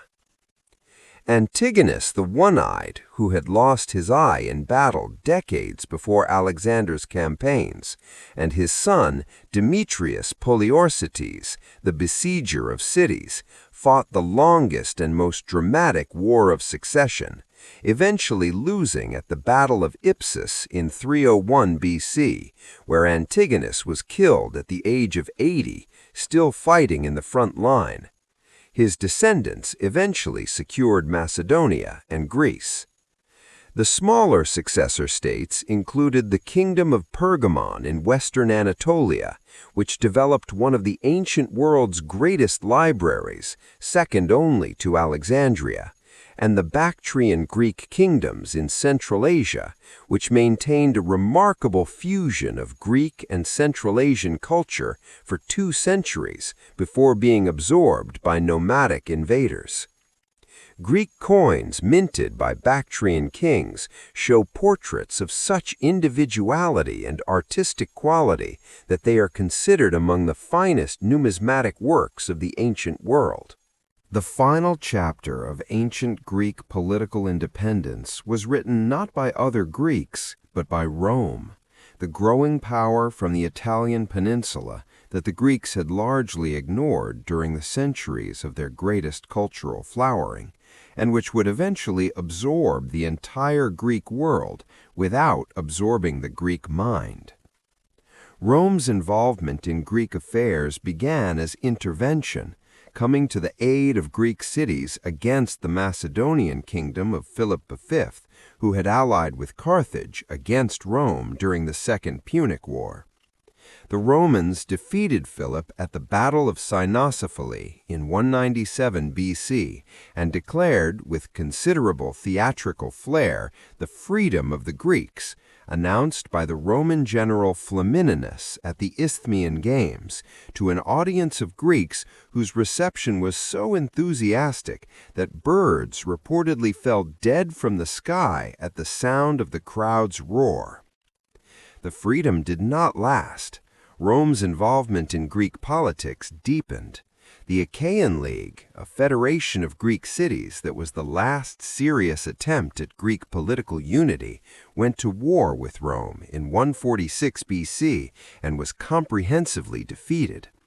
The city of Corinth, one of the wealthiest and most important cities in Greece, was razed to the ground by the Roman consul Lucius Mummius, its population sold into slavery, its treasures carried off to Rome.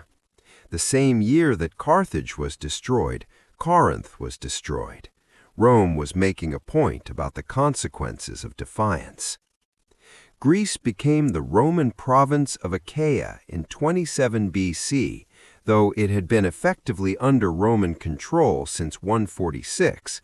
But the conquest of Greece was not the end of Greek culture. It was the beginning of Greek culture's conquest of Rome.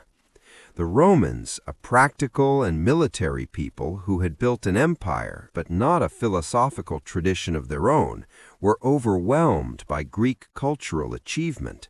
Greek became the language of educated Romans. Roman aristocrats sent their sons to study in Athens. Roman poets, Virgil, Horace, Ovid, wrote in conscious imitation of and competition with Greek models.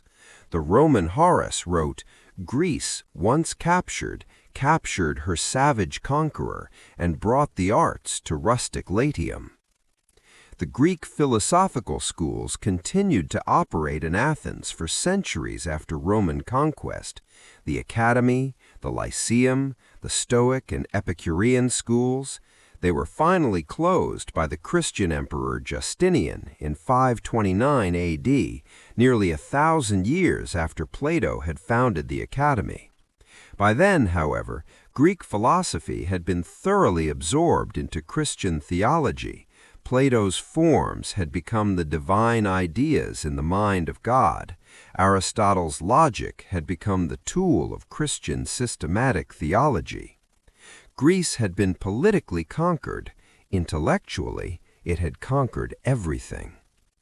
We are now nearing the end of a very long story, and it is time to take stock of what ancient Greece gave the world, not in a catalog of famous names, but in terms of the deep structures of thought and culture that still shape the way we see ourselves and our world.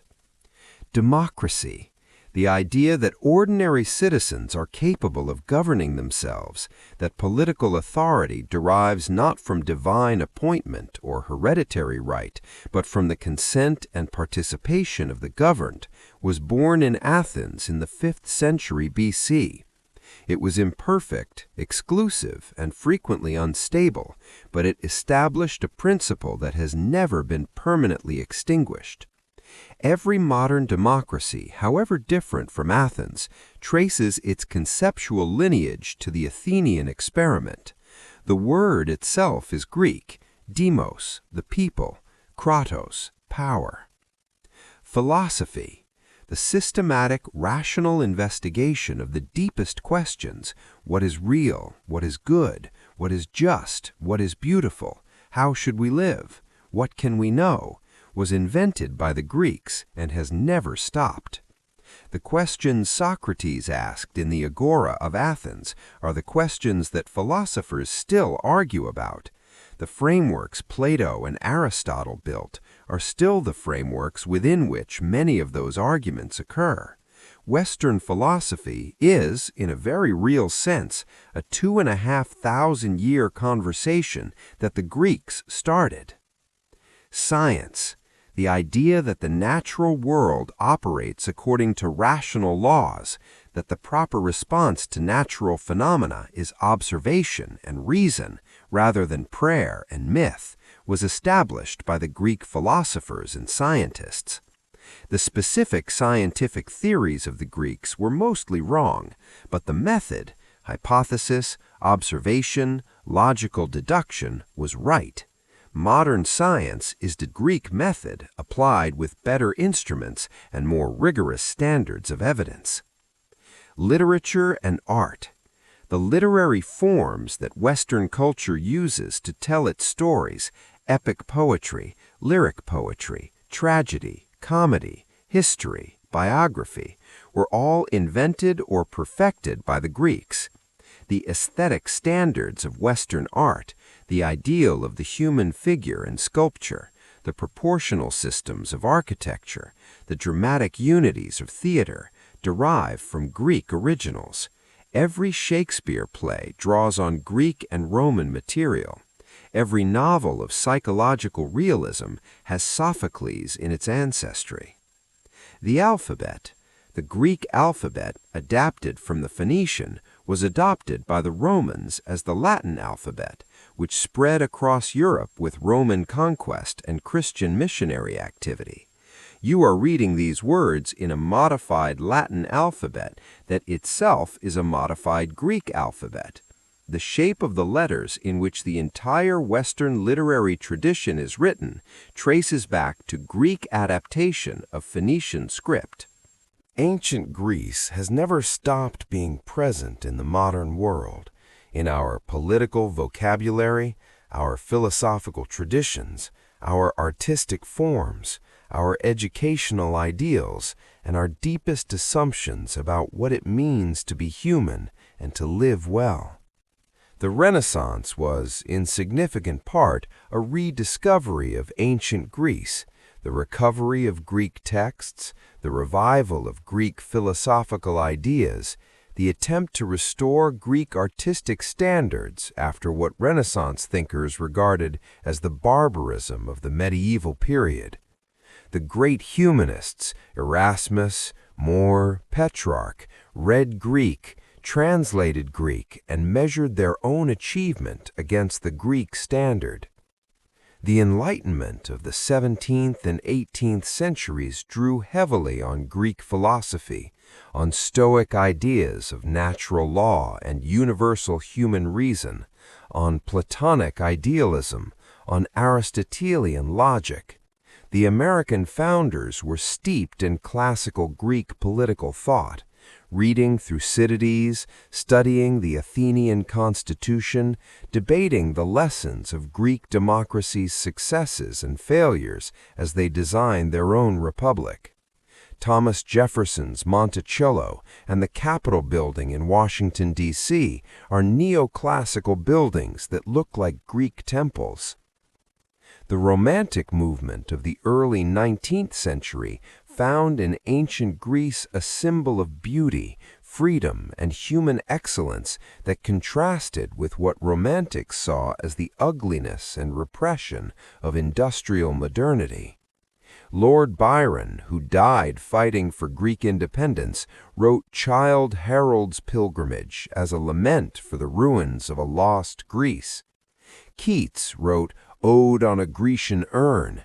Shelley translated Plato and wrote Prometheus Unbound. The Greek War of Independence was seen by European romantics as the resurrection of ancient Greek freedom. In our own time, ancient Greece is present everywhere once you start looking. The Olympic Games, the word politics from polis, democracy, philosophy, theater, tragedy, comedy, history, mathematics, physics, biology, economy, ecology, all Greek words for Greek inventions or Greek ways of organizing knowledge. The Hippocratic medical tradition, the Socratic method used in law schools, the Platonic dialogue as a form of intellectual inquiry, Aristotle's logic underlying medieval theology and modern computer science, The Greek myths that fill Western literature, art, and popular culture, from Freud's Oedipus complex to the movies of Hollywood. We are still the children of Greece.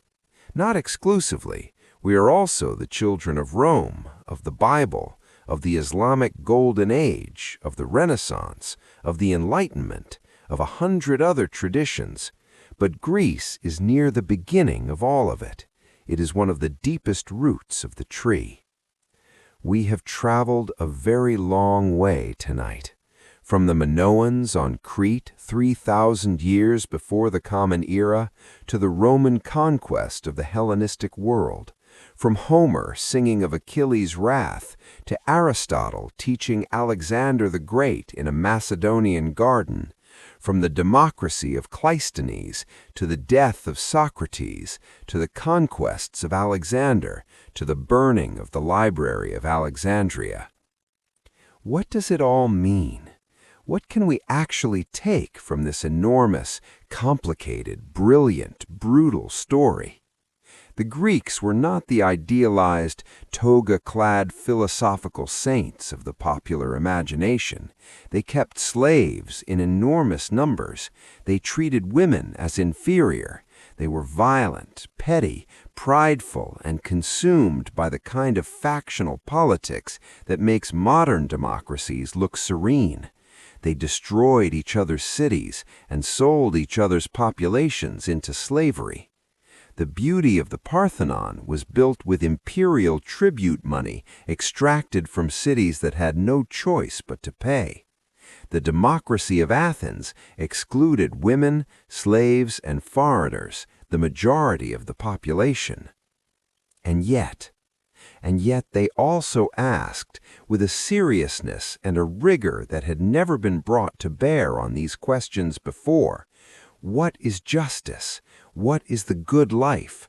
What can we know, and how can we know it? What do we owe each other as citizens? What makes a life worth living? They did not answer these questions definitively. Nobody has. But they established that these questions are worth asking, that asking them is one of the most important things a human being can do, and that the asking itself is a form of freedom. The story of ancient Greece is ultimately a story about the relationship between freedom and excellence. The idea that human beings do their best work, think their deepest thoughts, and create their greatest beauty when they are free. It is also a story about the relationship between freedom and self-destruction, that the same energy and individualism that produced the Parthenon and the Socratic method also produced the Peloponnesian War and the death of Socrates. Freedom is productive and destructive simultaneously. The Greeks knew this better than anyone because they lived it more completely than anyone before them. They were the school of Hellas, as Pericles said. They were also the school of the world. Everything we inherit from them, every thought we think in the philosophical frameworks they built, every word we speak that comes from their language, every building we enter that echoes their architecture, is a kind of continuing conversation with people who lived on a rocky peninsula by the Mediterranean Sea 2,500 years ago and decided that the examined life was the only life worth living. And with that, dear listeners, we have come to the end of the story of ancient Greece.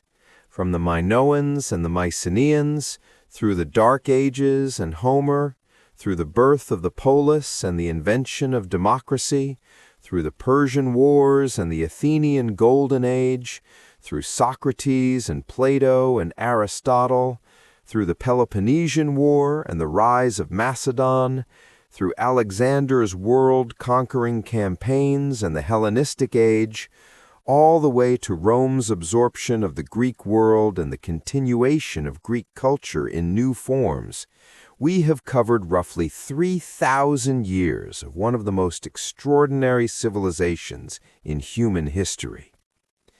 We missed things, The full story of Greek mathematics alone could fill an evening. The beauty of Euclid's proofs, the brilliance of Archimedes' methods, the strangeness of Pythagoras' cult.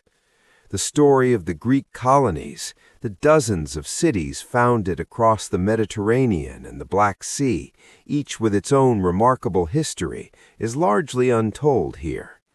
The lives of the great Greek historians, Herodotus and Thucydides, and Xenophon and Polybius, each deserve their own extended treatment. We did not tell the story of Greek music, which was central to education, to drama, to religious ritual, and to social life, and which we can only partially reconstruct because it was never written down in a recoverable form. We touched only briefly on the story of Greek religion, the 12 Olympians, the mystery cults, the oracle at Delphi, the great pan-Hellenic games, which shaped every aspect of Greek life and thinking.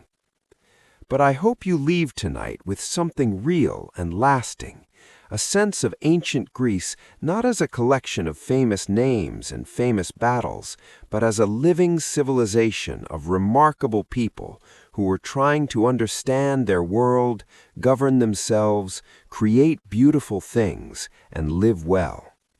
They succeeded and failed at all of these projects, sometimes simultaneously.